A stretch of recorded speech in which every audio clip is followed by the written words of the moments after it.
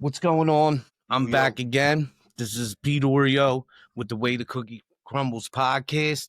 I'm here with my boy John Ace. What up? We're gonna have a discussion. You know, I've known him a long time, been friends for 25, almost 30 years now. I was on his podcast. Since then, some trials and tribulations have arrived for him. We're gonna get into how he's bouncing back and how he's gonna make his podcast come back again. What's going on? What up? First of all, I just wanna tell everybody thank you for all the support, man. And it's been rough. It's been a crazy year for me. You know what I'm saying? Thank God I've been persevering. You know what I'm saying? I made it through the darkest part. You know what I'm saying? And I think I got presumptuous. You know what I'm saying? And the thing about recovery is if you're not aware, you got to be aware. Everybody talking about it's a spiritual program and all that, and it definitely is. But what I'm saying, if you're not aware of what you're doing and what's going on around you, you're going to fail every time. You know what I'm saying? Like, right, remember when we talked on my show, you was telling me like, bro, you can't get caught up in this, get caught up in that, and I got caught up in everything you said not to. You know what I'm saying? And being in a situation where I used to rap and I used to do the music and all that, so it's like I'm constantly being bombarded with questions about music, and I'm like, I'm trying to stay clean and I'm trying to do a positive thing. I'm trying to do a recovery podcast.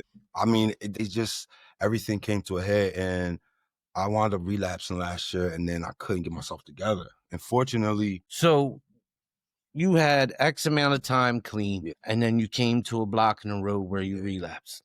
What do you think led up to that relapse? Like them people, places, things. Remember, I had moved up to Levittown last year to get out the way.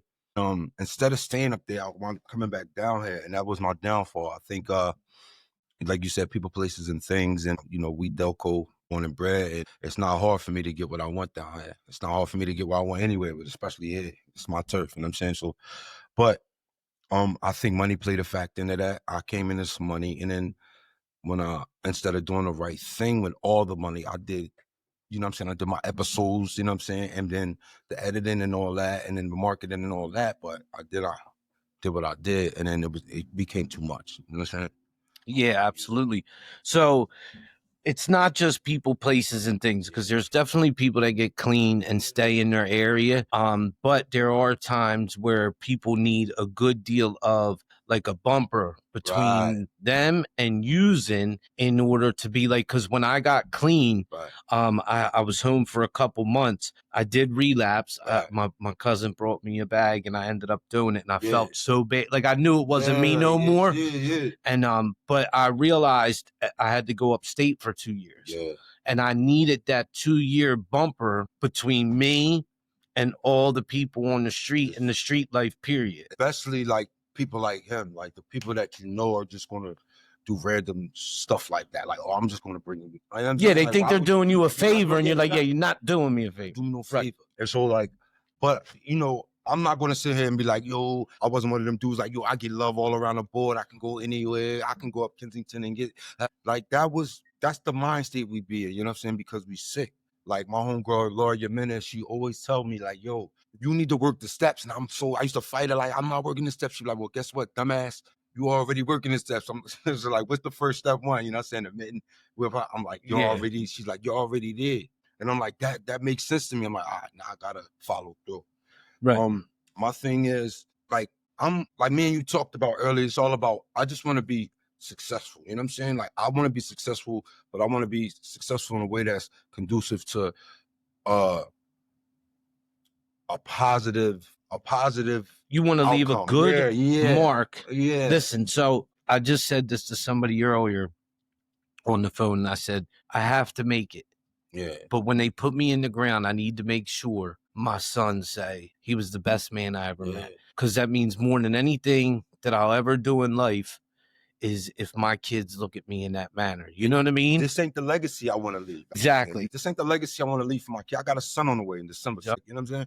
I don't want to leave this legacy for my daughters and my son. Like, oh yeah, my father was, he used to rap. He was standing 30, was successful. But then he started using drugs and he fell off. You know what I'm saying? Like, that's so, I'm pretty sure every addict or alcoholic, you know what I'm saying, when they think about what they've done in life, unless you're just a piece of you know what I'm saying?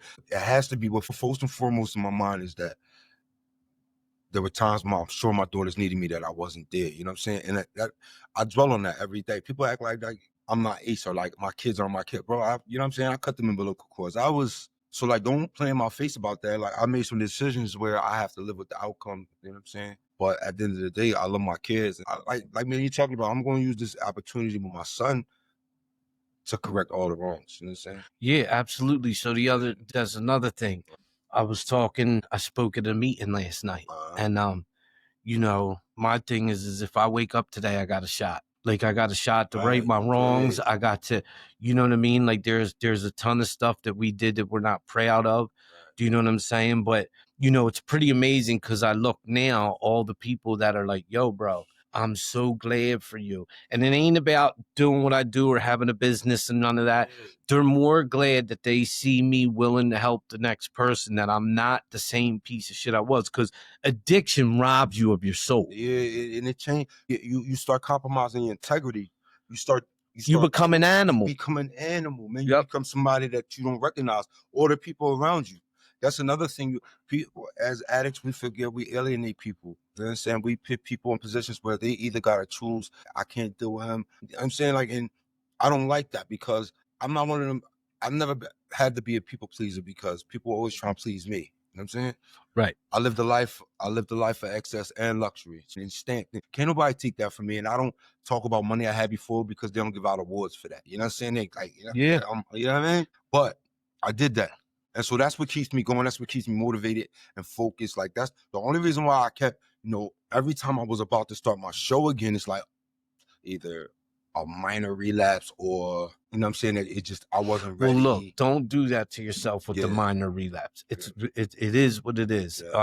There's no minor or major when it comes to that, because it's very but it doesn't have to keep happening. Right. But you know what, man? I saw people walk in 100 times over, and on the 101st time they got it. You know what I'm saying? Like, as long as you don't stop, as long as you don't give up, as long as you keep trying.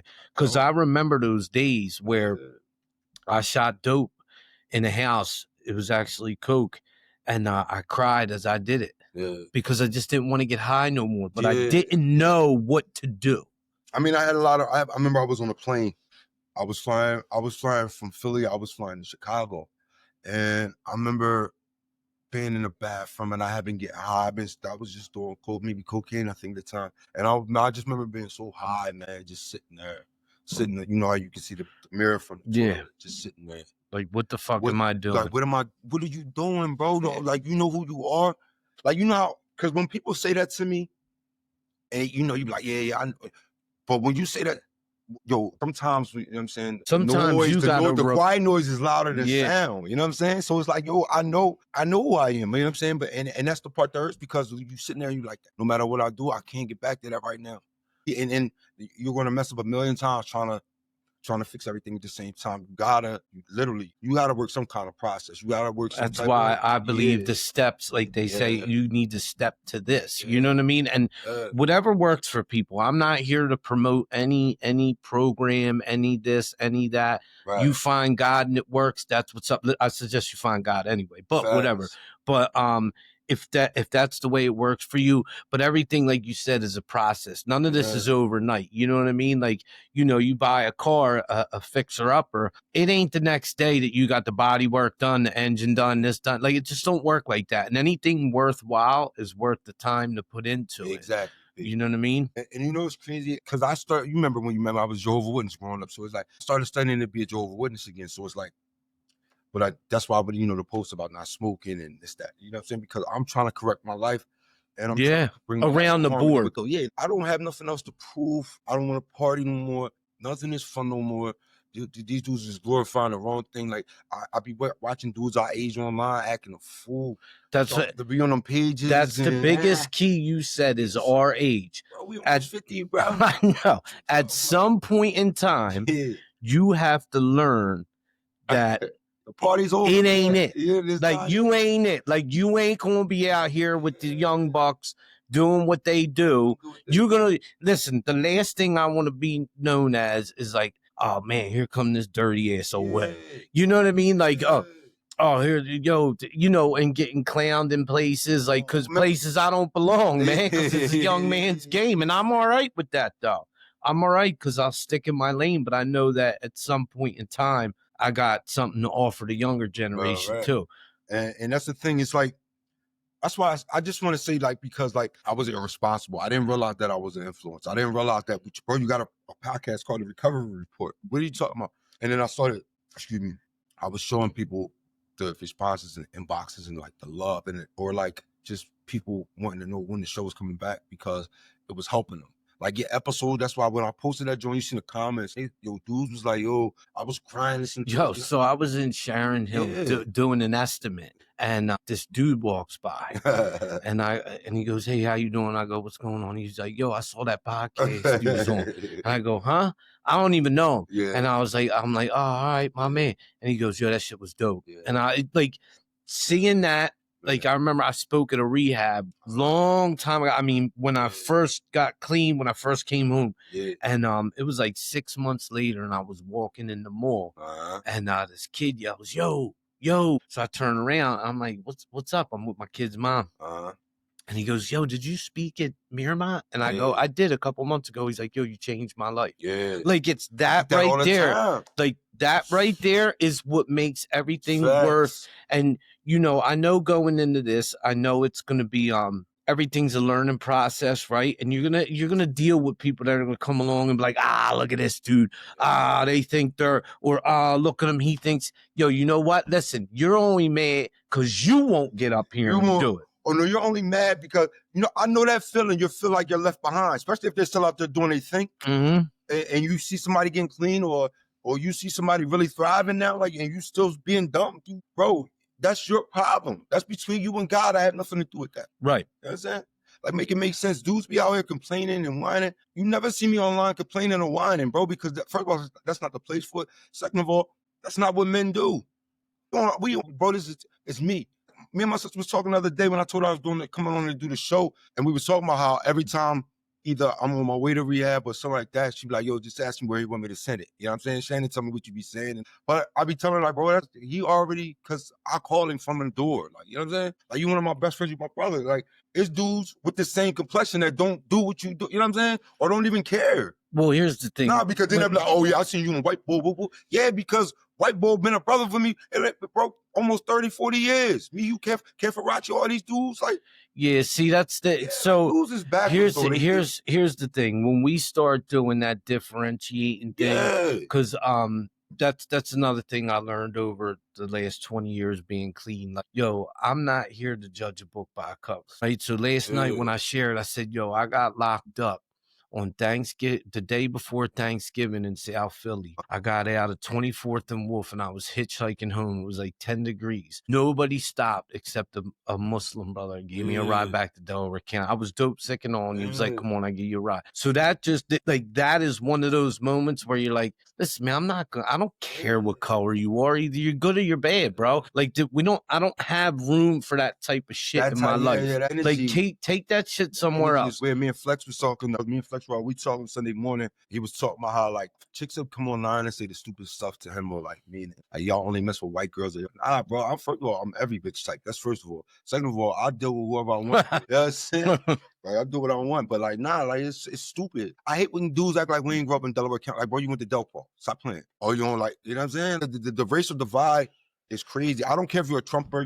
I don't follow politics. That's what I want to do. Yeah. So I seen Sean Hot the other night at the Wawa. Yes. Yeah. And he was like, yo, you gotta give me one. I said, listen, how about this? I said, we need to get a couple of us, a couple of folk, whatever. I said, yo, because as far as I'm concerned, in the 90s in high school, I don't remember a color barrier. Remember, bro? I don't remember. Like, I remember going down. Purple tape, you know what I'm saying? Yeah, like we were going down. I was hanging out at Jesse's house, Buddy's house. Yeah. Even before I even went to Academy Park, I was hanging out with KJ. Like, yo, I don't remember a time where, and it seems like now people are so getting into that, and it's not just white, it's black, it's white, they're acting like idiots. Like, yo, hold on, we all wore. I just got my jean overall, Jones. I got to get airbrushed. Don't act like we wasn't all in scooters. doing fucking dances. Like, stop.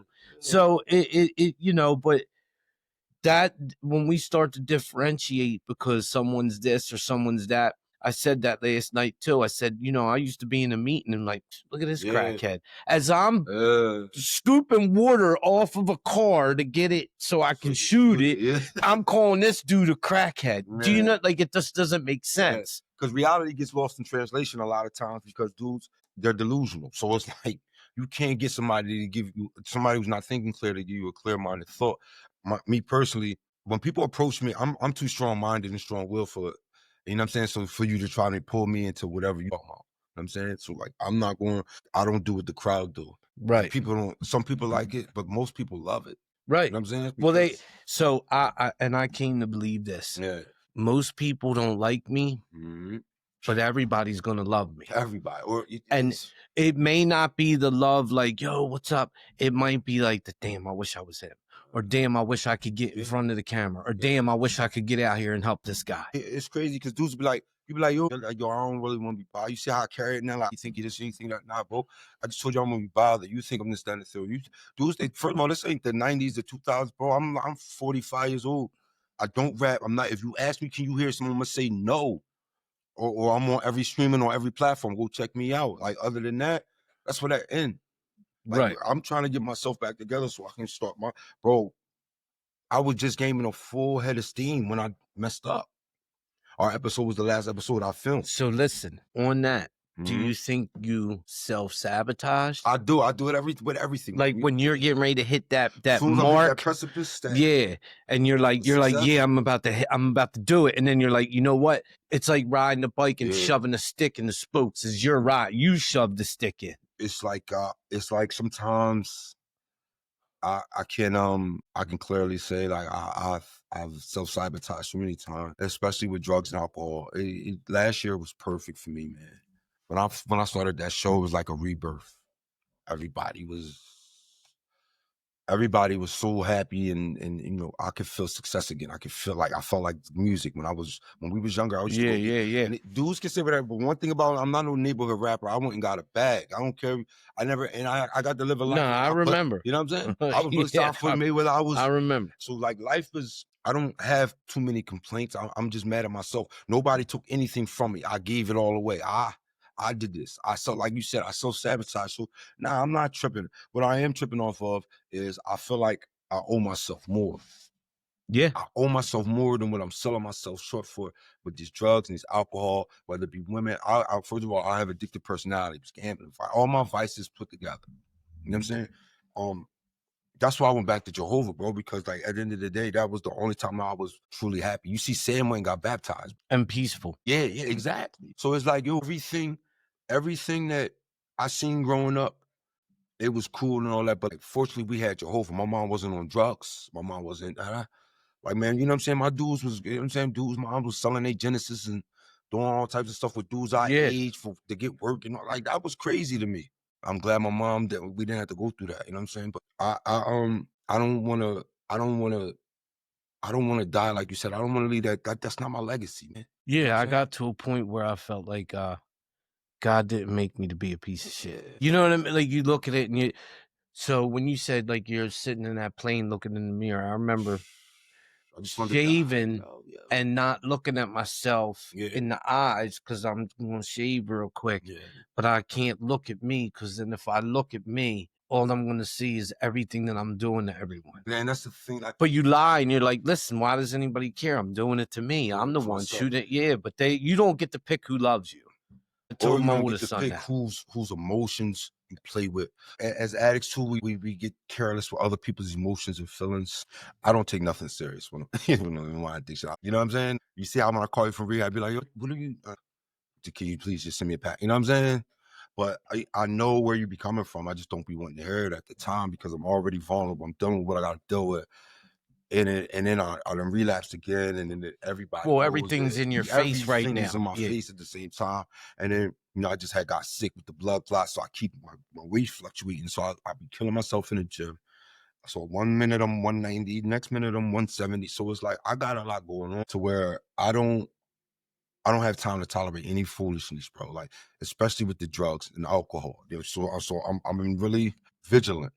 You know what I'm saying? I've been staying vigilant and prayed up. And fortunately, I got this baby on the way. You know what I'm saying? And, you know, everything that I go through, everything that I've been through, it made me who I am today. So if I was to be like, oh nah, I don't, you know what I'm saying? I wish I would have never. I mean, at the end of the day, I'm kind of glad I went through what I went through because it made me strong. It made me, I went through, what I've been through, what I literally walked through and lived it out on live TV pretty much online. Nobody, I don't feel like too many people could have dealt with what we dealt with. You know what I'm saying? They just not cut like that. It was in December my grandfather passed. He Yeah, I raised remember. me. And I That's was right at my before, right aunt's before. house. Yeah, yep. And I was at my aunt's house and I was talking to my cousins and I told them, I said, I firmly believe Mm-hmm. that God did everything in an order for me to be where I'm at. And they're like, what do you mean? I said, from my mom leaving to me getting banged up Mm-hmm. to me going to prison and all these things. I said, and totally breaking myself to where I didn't want to live no more. And then he said, okay, cool. Now I'm going to let you put yourself back together. But here's the deal. If you put yourself back together, you got to go help people. Yeah, bro. And that's, I feel like that's my mission in life. Like, yeah, I like, you know, making people's houses look nice. Like, it looks great. The sidings, you know what I mean? My guys are Yeah, you want to awesome. make a difference. But I want to talk that person to not go to the bridge. Yeah. Like, come on, man. Listen, I got Dudes will you. talk you to death. I'm trying to talk you to life, man. Yeah, You know yep. what I'm saying? And that's the bottom line. Like today, when I was at I went and, you know, I've been trying to get into this field for so long. So when I got the quarter to apply so they can come call me and interview me real quick, they did it in like 2 days. So I went to Pyramid Lang on a day. And they were so happy to see me because of who I am. You know what I'm saying? And it's like, oh man, I couldn't pee. I was so overwhelmed. I'm like, yo, I'm really back up this joint, but I'm not sick and I'm not going through nothing. I'm here sober, clean, and they want me to work for them. They want me to help people.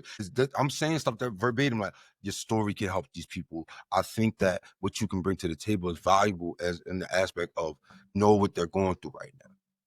Right. You know what I'm saying? Yeah. Well, and that's another thing that I had recently talked about is like when you go into a rehab, Yeah. you can tell somebody that read a book.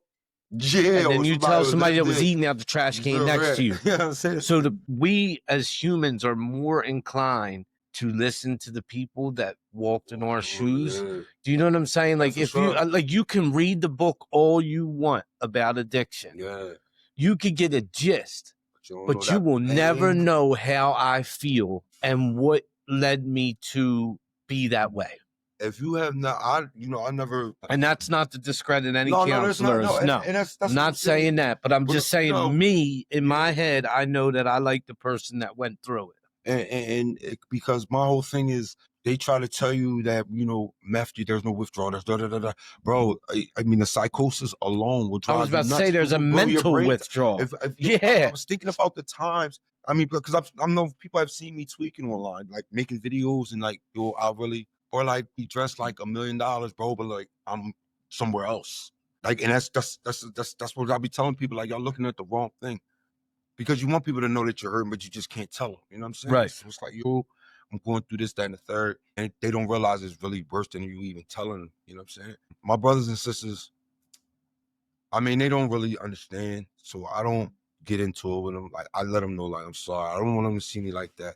And I don't want people that I love hurting or worried about me. But at the end of the day, you ain't got to worry about me because I ain't out boosting them. You know what I'm saying? Like, I'm somewhere else with it, but still.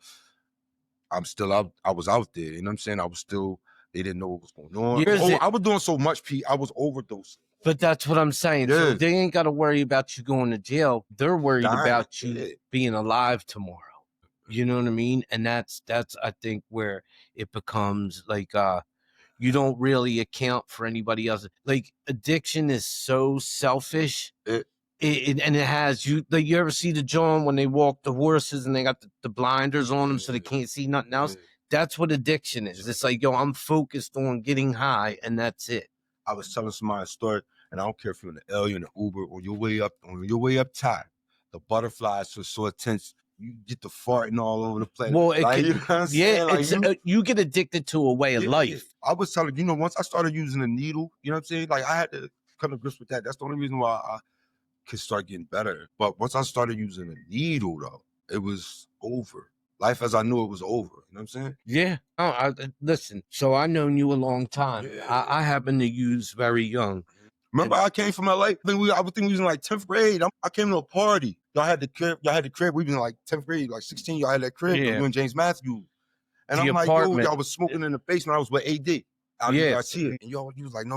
I was about to, you like, yo, what the, don't give him that. It was, you was like, this. Yeah. I'm like, oh, whoa. You know what I'm saying? At this time, you know, that was like 9th grade. Yeah, that was like red. 9th grade. Real fast. Because I remember smoking crack in the bathroom in 9th grade. Yeah, I remember that. And I'm like, you were the first, because you were the first person, like I said, remember I was Joe Winner. You were the first person I smoked weed with. So I remember you, because you always used to smoke joints. So I remember we were smoking a joint, back steps over there. Me, you, and Whitney Stewart, and and I've been off to the races since then. I was 93, bro. Like, you know what I'm saying? Like, and I can remember they'd be like, weed ain't no gateway drugs. Well, listen, so this is, someone just said that shit to me the other day. Actually, my youngest son. I said, no. I said, let me correct you on that, son. Because it may not be a gateway drug for everyone, but it is a gateway drug for some. I said, and what happens is that I said, there's nobody that I've ever physically met that says, I want to be a junkie when I grow up. That's not the mission. So you start out drinking, you know what I mean? Like I was riding in the truck and I heard the jump around. So I remember drinking Mickey's with the Irish joint when that came out. Oh yeah, that was y'all in the 3-2. That's what y'all was doing in the 3-2 though.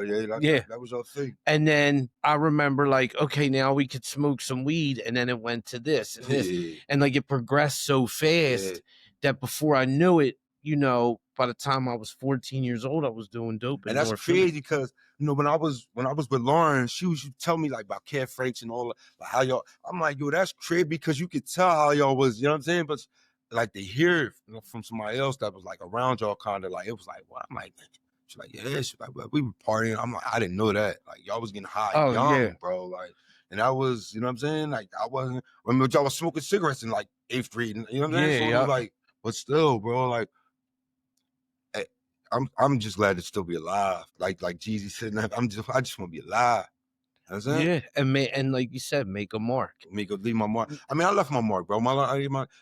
At the end of the day, like I said, man, I'm forever indebted and grateful to Corrupt and Foxy Brown for what they did to me.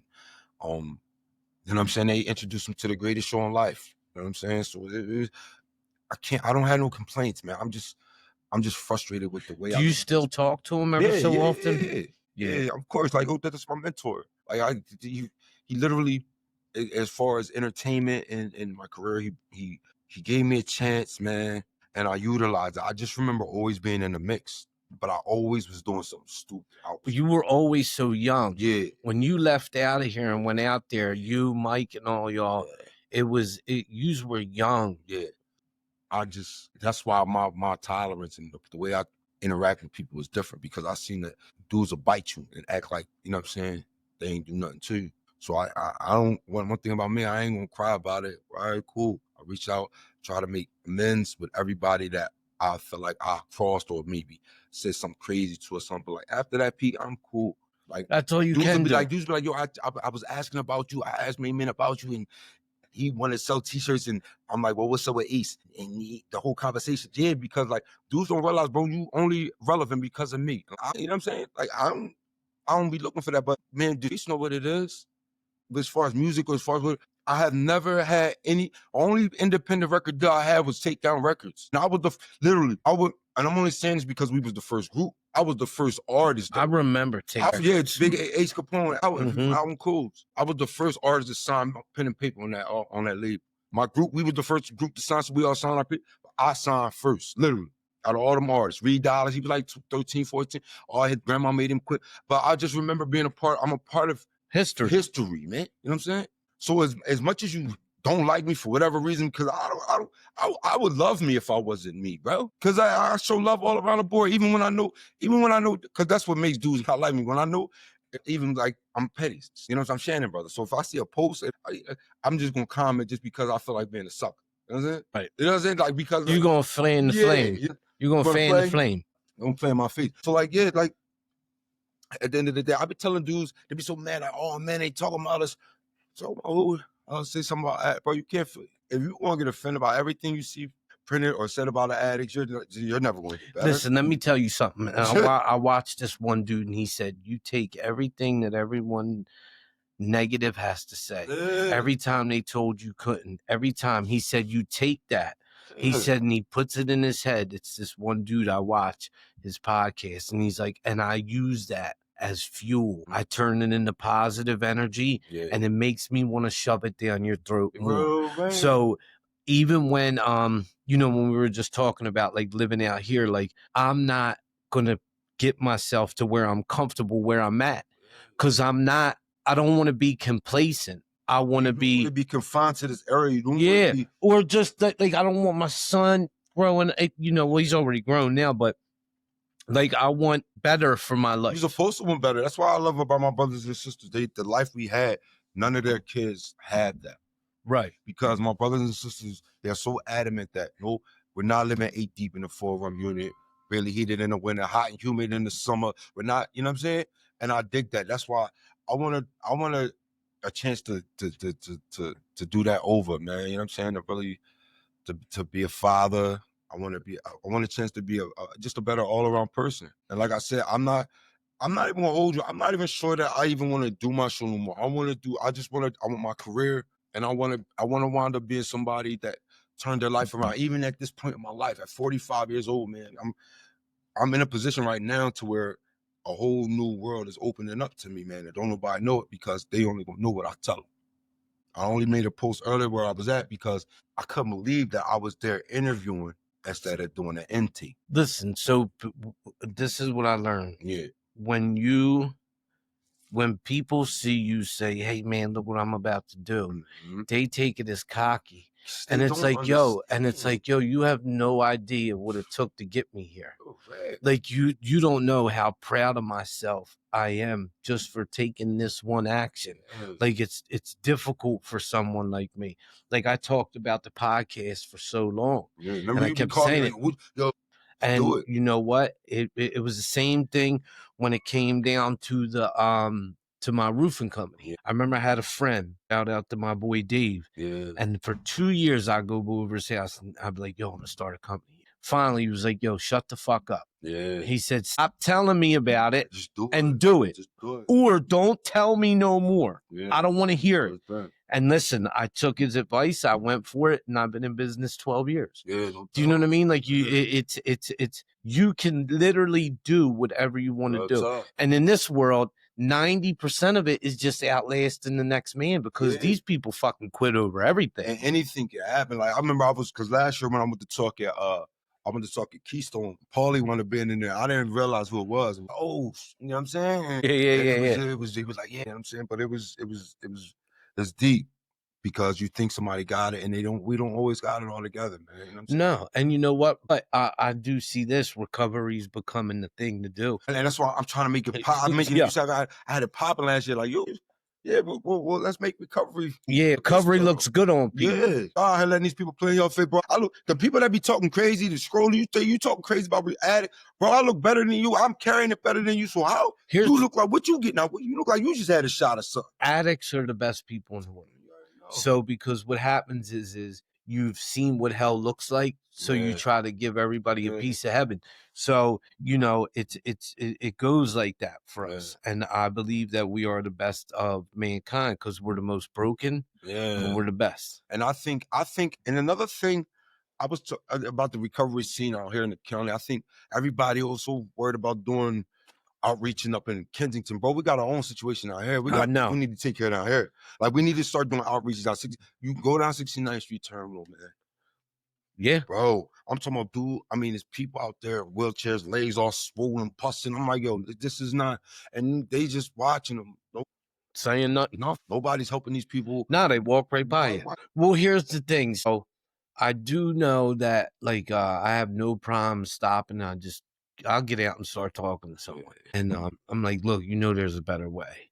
And if I got to, I give them a card, whatever. And you can call me when you're ready. Like, I know there's only so much I can do. Yeah, ready. Yeah, because you can't drown the horse in the water. You can only bring them to it. And that's what it boils down to. So my whole message is like, yo, accountability, hold yourself to the fire. Bro, if you don't have a high standard for yourself, ain't nobody else gonna have a fucking high standard. And that's another thing. And don't be trying to hold me to a standard you don't hold yourself to, bro. Like, don't do that. I hate when people do that. You know what I'm saying? Well, that's throwing the stone in the glass house. Right. Like, they're the hypocrite. And there's a lot of them. And listen, I think everybody falls and falters because that's what makes us human. But if most of what we do is good things, then I think that you're entitled to a mistake every once in a while. You know what I'm saying? So when you look at it in the overall grand scheme of things, like, your good deeds outweigh your bad deeds. You know what I mean? Like, you're not going to be perfect. Nobody's going to be perfect. You're going to make mistakes in recovery, out of recovery. It don't matter. But the depth of your mistakes in recovery are far different than the depths of your mistakes when you're using. Do you know what I'm saying? Yeah, you know, and when you're using your emotionless, your bottomless pit. You know what I'm saying? Like, you don't care about nothing.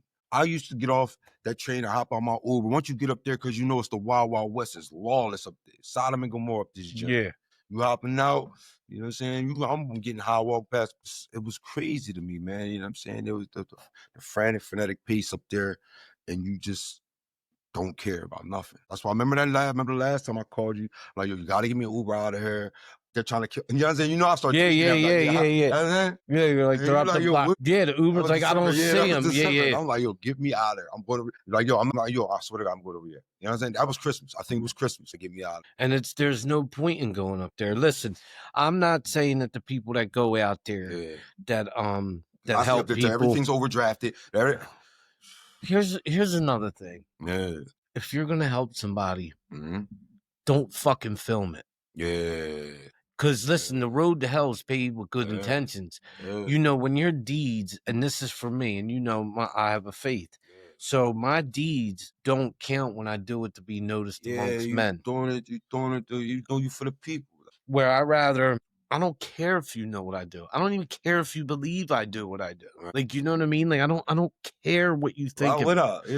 I know what I do, and God knows what I do. Outside of that, I told my son, I said, there's 3 opinions that matter in this world to me. First is God. Second is you guys. Third is myself. After that, everybody kiss my ass. You know what I mean? I came on this drum like, yo, tonight I'm gonna watch my language. I just wanted to give credit and glory to Jehovah, and I just wanted, but I really find myself, sometimes it's hard to even pray. Sometimes you done so much to people, it's hard to pray. I'm like, yo, no, when I come on here tonight though, you don't feel like you deserve to pray. Yeah, you don't deserve, or because you forget that, you know, Jesus' blood covers your sins too. You know what I'm saying? Yeah, I'm glad I went back to my faith. I've always loved Jehovah. I've always loved my religion. I always loved the people around me, and I'm just glad that I finally made that conscientious decision to go back to what I know. I don't want to be in the entertainment business no more. I just want to live life, and I want to do right by the people that I love and the people that love me. That's it, man. And that's what it boils down to, because I'm going to tell you what, in the end, it's crazy because I just keep saying, I just said this the other day, because they called me Philosophy Pete last night. The bull goes, yo, I call you and I call you the philosopher because every time I talk, you got some insight on some shit. And I'm like, well, it's because I'm constantly thinking. I'm like, and I constantly want to be in motion to push other people forward. I pushed myself forward, you know what I mean? But I feel like I want to push more people forward. But, you know, when it boils down to it, you know, it's just, you know, what we want to do in life. And I'm happy doing it, but I'm glad you're back on the right track. I'm glad you came in. I'm going to come back on yours again when we get a chance. We'll do this again. And thank you, everybody, for tuning in. I know, Get man. with you soon. That's the way the cookie crumbles.